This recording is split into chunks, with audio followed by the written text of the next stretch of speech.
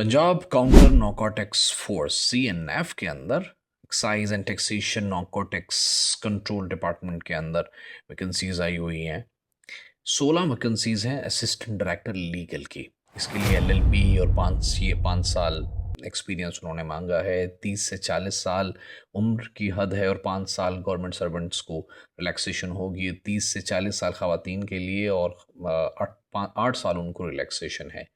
Male female कोई भी apply कर सकता है। डोमिसाइल पंजाब का होना चाहिए और इसमें भी आपका GK टेस्ट और उसके बाद फर्दर प्रोसीडिंग होगी। दूसरी जो बड़ी वैकेंसीज आई हुई है ना, वो पंजाब काउंटर नारकोटिक्स फोर्स के अंदर सब इंस्पेक्टर की वैकेंसीज आई हुई हैं।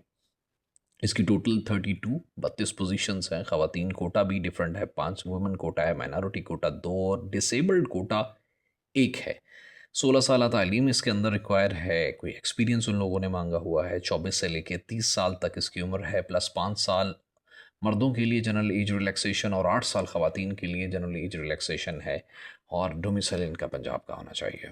और इसको अप्लाई करने की लास्ट डेट है 8 मई 2026।